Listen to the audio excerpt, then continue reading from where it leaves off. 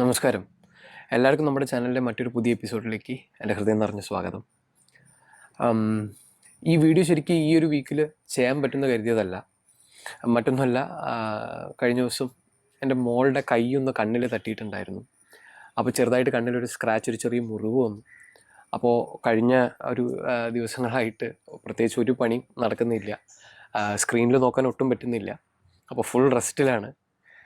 അപ്പോൾ കരുതി, അപ്പോൾ ഇങ്ങനെ ഒരു സെഷനേ ചെയ്യാൻ പറ്റുന്ന അപ്പോൾ എന്താ പറയുക, നമ്മൾ ബ്രേക്ക് ആക്കണ്ട, സ്ക്രീൻ നോക്കാതെ ചെയ്യാൻ പറ്റുന്ന പണികളുണ്ടല്ലോ.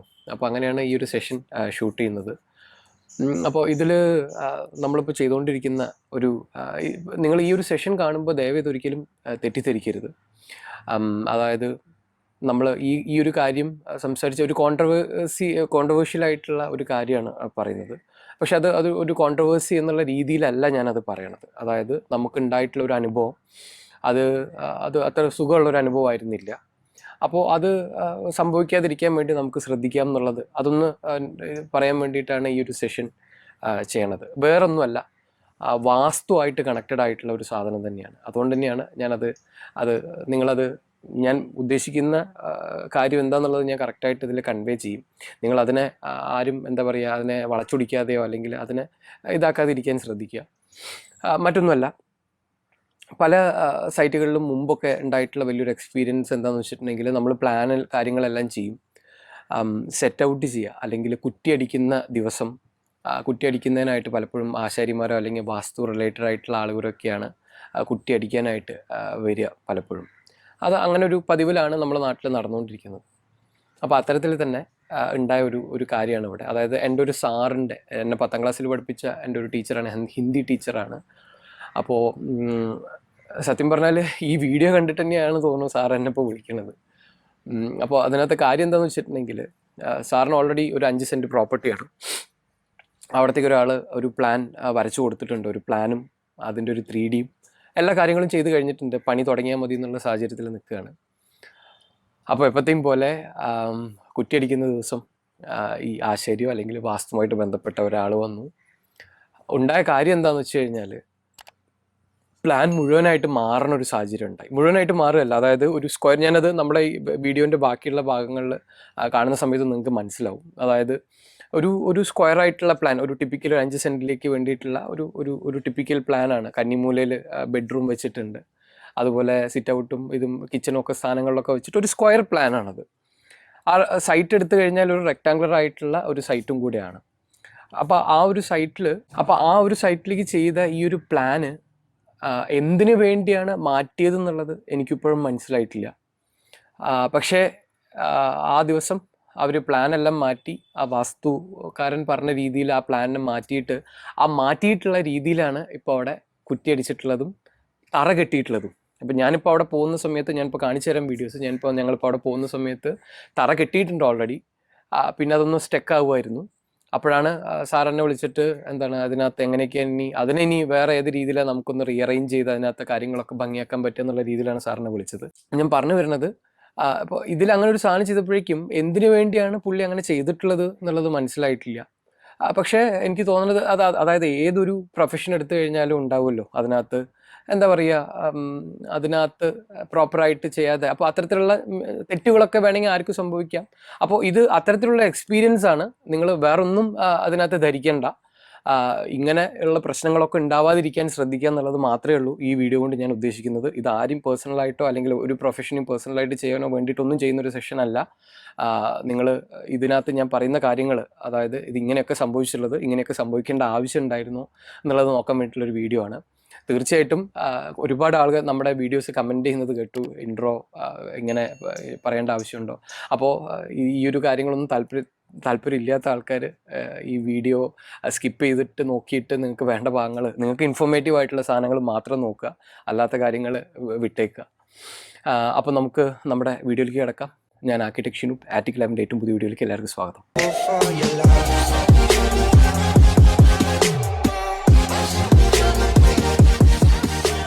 അപ്പോൾ ഇതാണ് ഞാൻ പറഞ്ഞ നമ്മൾ സാറിന് ആദ്യമായിട്ട് ആരോ പ്ലാൻ ചെയ്ത് കൊടുത്തു എന്ന് പറഞ്ഞല്ലോ. അപ്പോൾ അവരുടെ ലോഗോ അത് ഞാൻ ഇത് ചെയ്തു, കാരണം അത് നമുക്ക് കാണേണ്ട ആവശ്യമില്ല, അതുകൊണ്ടാണ്. ഗ്രൗണ്ട് ഫ്ലോർ പ്ലാനാണ്. റെസിഡൻസ് ഫോർ മിസ്റ്റർ ഗിരീഷ് എന്നൊക്കെ പറഞ്ഞ് എഴുതിയിട്ടുണ്ട്. അപ്പോൾ ഈ പ്ലാൻ നമ്മൾ നോക്കിക്കഴിഞ്ഞാൽ നമുക്ക് നോക്കാം. ആദ്യം ഞാൻ ഇതെല്ലാം മാർക്ക് ചെയ്ത് തരാം. അതായത് വെസ്റ്റ് ഫേസിംഗ് ആണ് പ്രോപ്പർട്ടി, ഇത് ഈസ്റ്റ് ആണ്. അപ്പോൾ സ്വാഭാവികമായിട്ടും ഇത് സൗത്തും ഇത് നോർത്തും ആയിരിക്കും. ഓക്കെ, അപ്പോൾ നമ്മൾ ഈ പ്ലാന് നോക്കിക്കഴിഞ്ഞാൽ ഇവിടെയായിട്ടാണ് എൻട്രൻസ് കൊടുത്തിട്ടുള്ളത്, സിറ്റ് ഔട്ട് കൊടുത്തിട്ടുള്ളത്. സിറ്റ് ഔട്ടിൽ നിന്ന് ഒരു ലിവിങ് റൂമിലേക്കുള്ള എൻട്രി. അതിൽ ടി വിയുടെ പൊസിഷനൊന്നും മാർക്ക് ചെയ്തിട്ടില്ല, എന്തോ ആയിക്കോട്ടെ. അതിൻ്റെ സൈഡിലായിട്ട് ഇങ്ങനെയാണെന്ന് തോന്നുന്നു സ്റ്റെപ്പ്. പക്ഷേ ഈ സ്റ്റെപ്പിൻ്റെ ഒരു കുഴപ്പമെന്ന് പറഞ്ഞാൽ ഇത്രയും റൈസ് കൊണ്ട് മുകളിലേക്ക് എത്താൻ ഇത്തിരി പ്രയാസമായിരിക്കും. കുഴപ്പമില്ല, എന്നാലും എത്തിച്ചെടുക്കാം. പിന്നെ നിങ്ങൾ നോക്കിക്കഴിഞ്ഞാൽ ഈ സൗത്ത് വെസ്റ്റ് കോർണർ, ഇതിനാണ് നമ്മൾ കന്നിമൂല എന്ന് പറയുന്നത്. അപ്പോൾ ഈ കന്നിമൂലയിലായിട്ട് മാസ്റ്റർ ബെഡ്റൂം പ്ലേസ് ചെയ്തിട്ടുണ്ട്. അതിൻ്റെ ടോയ്ലറ്റ് അവിടെ കാണിച്ചിട്ടുണ്ട്. അവിടെയായിട്ട് ഇതിൻ്റെ ഇടയിലായിട്ട് നമ്മുടെ ഒരു വാഷ് സ്പേസ് കാണിച്ചിട്ടുണ്ട്. അവിടുന്ന് ഫർദർ പോയി കഴിഞ്ഞാൽ ഇവിടെ ഒരു ടോയ്ലറ്റിന് കാണിച്ചിട്ടുണ്ട്. അതിൻ്റെ താഴെ അത് സ്റ്റോറാക്കി മാറ്റിയിട്ടുണ്ട്. എനിക്ക് തോന്നുന്നത് അത് വാസ്തുവായിട്ട് ബന്ധപ്പെട്ട എന്തെങ്കിലും കാര്യങ്ങൾ കൊണ്ടായിരിക്കും അങ്ങനെ ചെയ്തിട്ടുണ്ടാവുക. അതിൻ്റെ സൈഡിലായിട്ട് ഒരു ഡൈനിങ് സ്പേസ് കാണിച്ചിട്ടുണ്ട്. ഒരു കിച്ചൺ കാണിച്ചിട്ടുണ്ട്. അവിടെ നിന്ന് പുറത്തേക്ക് ഇറങ്ങുകയാണ്. അപ്പോൾ ഇതാണ് ഇവിടുത്തെ ഗ്രൗണ്ട് ഫ്ലോർ. ഇനി നമുക്ക് ഫസ്റ്റ് ഫ്ലോർ ഒന്ന് നോക്കാം. അപ്പോൾ ഇതിൻ്റെ ഫസ്റ്റ് ഫ്ലോർ നോക്കിക്കഴിഞ്ഞാൽ നമുക്ക് കാണാം, അതായത് ഇവിടെ ആയിരിക്കും വന്ന് കയറുന്നുണ്ടാവുക. അതായത് ഇങ്ങനെ ആയിരിക്കും താഴത്തേക്ക് പോകുന്നുണ്ടാവുക, ഡൗൺ ഇങ്ങനെ ആയിരിക്കാം. നമ്മുടെ താഴത്തിൻ്റെ സിറ്റ് ഔട്ടിൻ്റെ മുകൾ ഭാഗത്തായിട്ടൊരു ബാൽക്കണി, താഴത്തെ ലിവിങ് റൂമിൻ്റെ മുകളിൽ ഒരു അപ്പർ ഹാൾ എന്ന് പറഞ്ഞ് കാണിച്ചിട്ടുണ്ട്. താഴത്തെ വാഷിങ്ങിൻ്റെ ഏരിയ ഇവിടെ കാലിയായി കിടക്കുന്നുണ്ട്. അതുപോലെ ഇവിടെ നോക്കിക്കഴിഞ്ഞാൽ താഴത്തെ മാസ്റ്റർ ബെഡ്റൂമിൻ്റെ മുകളിലൊരു ബെഡ്റൂം, നമ്മുടെ താഴത്തുള്ള ഡൈനിങ് റൂമിൻ്റെ മുകളിൽ ഒരു ബെഡ്റൂം ആക്കിയിട്ടുണ്ട്. പിന്നെ അത് വീണ്ടും ഒരു അറ്റാച്ച്ഡ് ടോയ്ലറ്റ് നമ്മുടെ സ്റ്റോറിൻ്റെ മുകളിലായിരിക്കും ഇതൊരു ടോയ്ലറ്റ് എന്ന് പറഞ്ഞ് കാണിച്ചിട്ടുണ്ടാവുക. അതുപോലെ ഒരു ഓപ്പൺ ടെറസും ഇവിടെ കാണിച്ചിട്ടുണ്ട്. ഇത്രയാണ് നമ്മുടെ ആ ഒരു എന്താ പറയുക ആദ്യമേ പ്ലാൻ ചെയ്ത് കൊടുത്തിട്ടുള്ള ഒരു എഞ്ചിനീയർ ഓർ ഡിസൈനർ വാട്ടെവർ, അവർ എഞ്ചിനീയേഴ്സ് ആൻഡ് കോൺട്രാക്ടേഴ്സ് എന്ന് എഴുതിയിട്ടുണ്ട്, അവർ ചെയ്ത് കൊടുത്തിട്ടുള്ളത്. ആ വീടിന് പ്രപ്പോസ് ചെയ്തിട്ടുള്ള ഒരു 3D ആണിത്. നിങ്ങൾ നോക്കിക്കഴിഞ്ഞാൽ കാണാം. താഴത്തുള്ള സിറ്റ് ഔട്ടായിരിക്കും ഇത്. താഴത്തെ ബെഡ്റൂമിൻ്റെ എന്താ പറയുക വിൻഡോ ആണ്. അതിൻ്റെ മുകളിലത്തെ ബെഡ്റൂമിൻ്റെ വിൻഡോ ഒരു ഡിസൈൻ എലമെൻറ്റ് പോലെ എന്തോ കൊടുത്തിട്ടുണ്ട്. ഒരു ക്ലാഡിങ് എന്തൊക്കെ കാണിച്ചിട്ടുണ്ട്. ഇതൊക്കെ ആ സ്റ്റെയർ കേസിൻ്റെ ഏരിയ ആയിരിക്കും. മുകളിലെ ബാൽക്കണി കാണിച്ചിട്ടുണ്ട്. ഏറ്റവും മുകളിലായിട്ട് ഒരു പാരപ്പറ്റിൻ്റെ കുറേ ഡീറ്റെയിലുകളും സൈഡിലുള്ള കാര്യങ്ങളും. ഇത്രയാണ് അവർ എനിവേ അവർ ഇത്രയും കാര്യങ്ങൾ ഓൾറെഡി പ്രപ്പോസ് ചെയ്ത് കൊടുത്തിട്ടുണ്ട്. ഈ ഒരു എഞ്ചിനീയർ അല്ലെങ്കിൽ ഡിസൈനർ ആരാവട്ടെ, അവർ ചെയ്ത പ്ലാൻ നോക്കിക്കഴിഞ്ഞാൽ നമുക്ക് കാണാം പുള്ളി അറ്റ്ലീസ്റ്റ് ആ ചെയ്യുന്നൊരു സാധനം നീറ്റായിട്ടാണ് ചെയ്തിട്ടുള്ളത് അല്ലേ. അതിനകത്ത് ഒരു ഫർണിച്ചർ ലേഔട്ട് പ്രോപ്പറായിട്ട് കൊടുത്തിട്ടുണ്ട്. ലിവിങ് റൂമിലായാലും ഡൈനിങ്ങിലായാലും കിച്ചണിലായാലും ആ കാര്യങ്ങളെല്ലാം പ്രോപ്പറായിട്ട് കൊടുത്തിട്ടുണ്ട്. അതിനൊരു എലിവേഷൻ ഒക്കെ ചെയ്ത് കൊടുത്തിട്ടുണ്ട്. അപ്പോൾ ഇത്തരം കാര്യങ്ങളൊക്കെ ചെയ്ത് ഫ്രീസ് ചെയ്തൊരു പ്ലാനാണ്. അപ്പോൾ ഇതിനകത്ത് നമ്മൾ കുറ്റിയടിക്കുന്ന അന്ന് അല്ലെങ്കിൽ സെറ്റ് ഔട്ട് ചെയ്യുന്ന ദിവസം നമ്മുടെ വാസ്തുകാരൻ വന്നിട്ട് അതിനകത്ത് എന്തൊക്കെ മാറ്റങ്ങളാണ് വരുത്തിയിട്ടുള്ളത് എന്നുള്ളതും കൂടെ നമുക്കിനി അടുത്തൊന്ന് കാണാം. ഇതാണ് ഞാൻ മുമ്പേ സൂചിപ്പിച്ചല്ലോ, അതായത് നമ്മുടെ കുറ്റിയടിക്കുന്ന അന്ന്, സെറ്റ് ഔട്ടിൻ്റെ അന്ന് ഇവിടെ സാറിൻ്റെ അടുത്തേക്കായിട്ട് ഒരു വാസ്തുക്കാരൻ അവരെ കൊണ്ടുവന്നു. കുറ്റി അടിക്കുന്നതിന് തൊട്ട് മുമ്പായിട്ട് പുള്ളി ആ പ്ലാൻ കൺഫേം ചെയ്ത് വെച്ച പ്ലാനെല്ലാം മാറ്റി പുള്ളി ഇത്തരത്തിലുള്ള ഒരു പ്ലാനാണ് കുറ്റിയടിക്കാനായിട്ട് പറഞ്ഞത്. അത് അന്നേരം പുള്ളി സൈറ്റിൽ നിന്ന് സ്കെച്ച് ചെയ്ത് ചെയ്യിച്ചതെന്നാണ് സാറ് പറഞ്ഞത്. അപ്പോൾ ഇതിനകത്തൊരു കാര്യം എന്ന് പറഞ്ഞാൽ ഇത് വളരെ റെക്ടാങ്കുലർ ആയിട്ടുള്ള ഒരു പ്രോപ്പർട്ടിയാണ്. സൈറ്റ് പ്ലാൻ ഒന്നും എനിക്കും കിട്ടിയിട്ടില്ല കേട്ടോ. എനിക്ക് കാരണം ഞാൻ ചെല്ലുന്ന സമയത്ത് അവിടെ തറ ഇട്ട് കഴിഞ്ഞിട്ടുണ്ട്. പിന്നെ നമ്മളിനി സൈറ്റ് പ്ലാൻ എടുത്ത് വെച്ച് പ്രത്യേകിച്ചൊന്നും ചെയ്യാനില്ല. അപ്പോൾ ഒരു നോർമൽ റെക്ടാങ്കുലർ ആയിട്ടുള്ള ഒരു പ്ലോട്ടാണ് ഇത് ശരിക്കും. അപ്പോൾ ഇവിടെ നോക്കിക്കഴിഞ്ഞാൽ എന്തിനു വേണ്ടിയിട്ടാണ് ഈ ഒരു വാസ്തുക്കാരൻ ഇങ്ങനെ ചെയ്തതെന്നുള്ളത് എനിക്ക് മനസ്സിലാവും. ഞാൻ പറയുകയാണ്, നമ്മൾ എല്ലാ വാസ്തു ചെയ്യുന്ന ആൾക്കാരും തെറ്റ് ചെയ്യുന്നു എന്നൊന്നുമല്ല, അങ്ങനെ ഒരു കോൺട്രവേഴ്സി ഉണ്ടാക്കാൻ വേണ്ടിയിട്ടുമല്ല ഞാൻ ഈ ഒരു ടോപ്പിക്ക് പറയണത്. എനിക്ക് എൻ്റെ ഒരു സാറിൻ്റെ പ്രൊജക്റ്റാണ്. അപ്പോൾ പുള്ളി വന്നിട്ട് ഇങ്ങനെ ഒരു കാര്യം ഇതെന്തെങ്കിലും ഒന്ന് ചെയ്തു തരാൻ പറ്റുമെന്ന് ചോദിക്കുന്ന അപ്പോൾ ഞാനത് ചെയ്യുന്ന സമയത്ത് ഞാൻ ഓർത്തതാണ് ഇത് നിങ്ങളായിട്ടൊന്ന് ഷെയർ ചെയ്യാമെന്ന് വിചാരിച്ചു. അതുകൊണ്ട് മാത്രം കാണിക്കുകയാണത്. അപ്പോൾ നിങ്ങളിവിടെ നോക്കിക്കഴിഞ്ഞാൽ കാണാം സിറ്റ് ഔട്ട് ഇങ്ങനെ പുറത്തേക്ക് ഒരു ചെറിയ പ്രൊജക്ഷൻ ഇവിടെ നോക്കി കാണാം. അത് എന്തിനു വേണ്ടിയിട്ടാണെന്നുള്ളത് മനസ്സിലായിട്ടില്ല. ആ മധ്യസൂത്രം കാണിച്ചേക്കുന്നതെന്ന് തോന്നുന്നു ഈസ്റ്റ് വെസ്റ്റ് ആയിട്ട്. അപ്പോൾ ഇത് സ്റ്റോർ ആക്കിയിട്ടുണ്ട്. ബാക്കിയുള്ള അതായത് സ്ഥാനങ്ങളെല്ലാം നമ്മൾ നേരത്തെ കണ്ടതുപോലെ തന്നെ. പക്ഷേ പുള്ളി ഇത്തരത്തിൽ ഇങ്ങനെ കുറേ ഓഫ്സെറ്റുകൾ കൊടുത്തു. ഇവിടെ ഒരു ഓഫ്സെറ്റ് കൊടുത്തു, ഇവിടെ ഒരു ഓഫ്സെറ്റ്. നമ്മളെപ്പോഴും ആലോചിക്കേണ്ട ഒരു കാര്യം, നമ്മളൊരു ബഡ്ജറ്റഡ് ആയിട്ടുള്ള ഒരു വീടൊക്കെ ചെയ്യുന്ന സമയത്ത് നമ്മളെപ്പോഴും അൺവാണ്ടഡ് ആയിട്ടുള്ള അല്ലെങ്കിൽ അനാവശ്യമായിട്ടുള്ള ഓഫ്സെറ്റുകൾ ഒഴിവാക്കാനാണ് നമ്മളെപ്പോഴും നോക്കാറ്. അപ്പോൾ ഇതെന്തുകൊണ്ട് ഇത് രസമായിട്ട് തോന്നുന്നുണ്ട്. ഇവിടെ ആർച്ച് എന്തോ വേണമെന്നാണ് ഇപ്പോൾ എനിക്ക് മനസ്സിലാവുന്നില്ല. കാരണം ഇങ്ങനെ ഒരു ബീമൊക്കെ ഇവിടെ വന്ന് ചേർന്ന് കഴിഞ്ഞാൽ ഈ ആർച്ച് കൊണ്ട് അപ്പോൾ അത്തരത്തിലുള്ള അപ്പോൾ എന്തിനു വേണ്ടിയാണോ ഇങ്ങനെ, കാരണം ഇതിനകത്ത് മറ്റേ പ്ലാനിൽ നമ്മൾ കണ്ടു ഫർണിച്ചർ ലേഔട്ട് അടക്കം കാണിച്ചിട്ടുണ്ടായിരുന്നു. ഇവിടെ അത്തരത്തിലൊരു ഫർണിച്ചർ ലേഔട്ടും അത് മേ ബി അത് നേരത്തെ പ്ലാനിലൂടെ ഓൾറെഡി ഉള്ളതുകൊണ്ടായിരിക്കാം.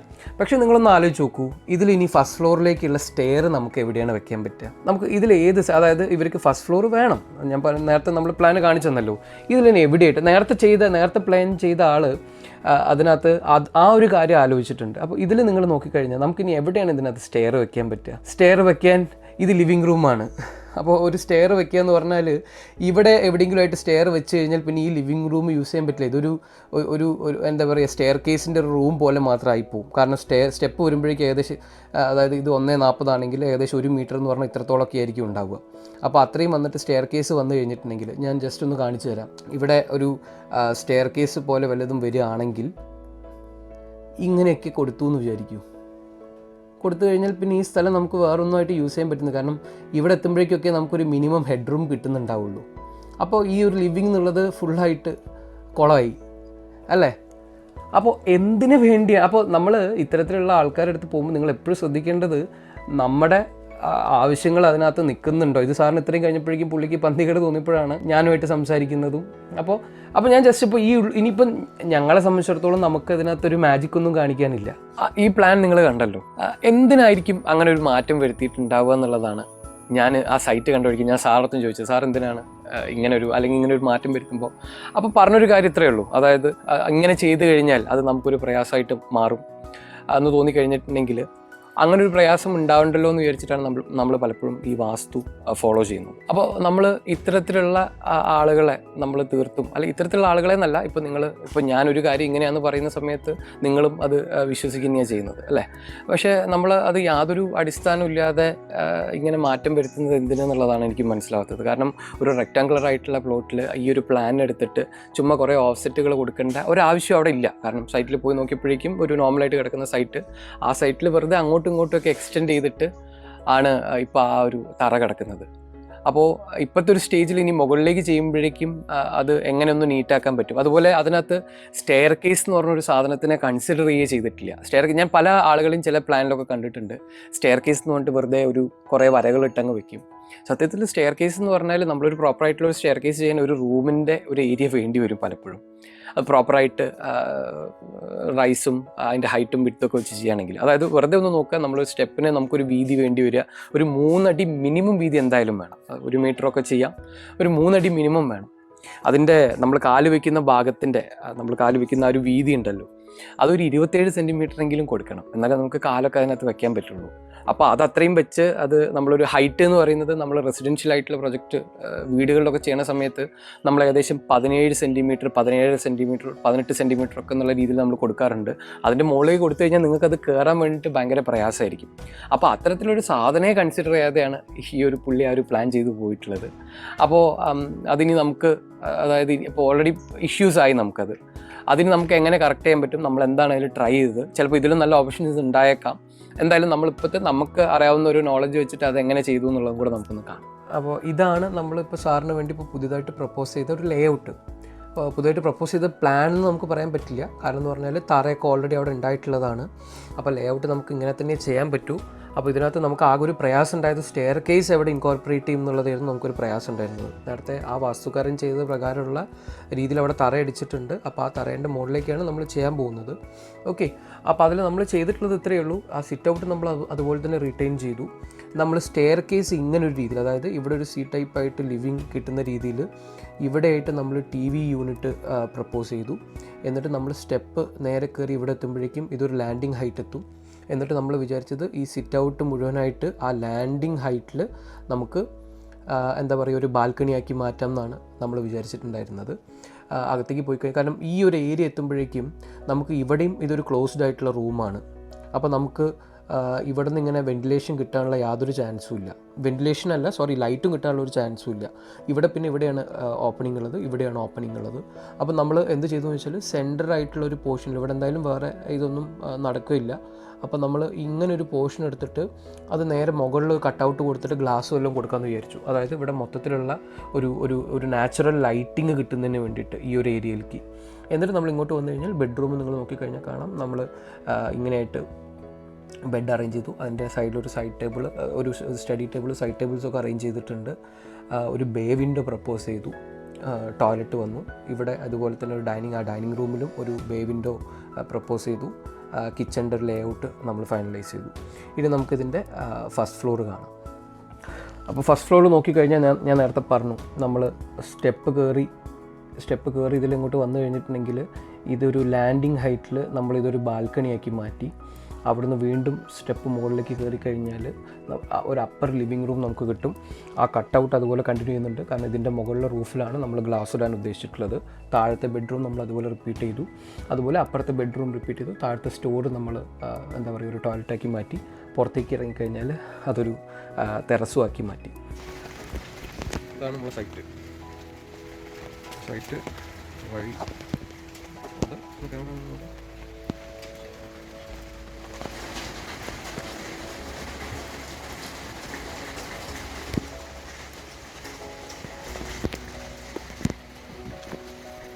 ആ കാണുന്നതാണ് പടിഞ്ഞാറ്.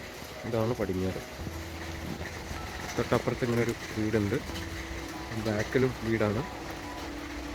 അങ്ങനൊരു വീടാണ്. ഇതാണ് നമ്മുടെ അടുക്കള വരുന്നത്. കാരണം അത് അടുക്കളയാണ്. ഈ വീടിന് ഇത് അടുക്കളയാണ്. ഈ വീടിൻ്റെ ഇതും അടുക്കളയാണ്.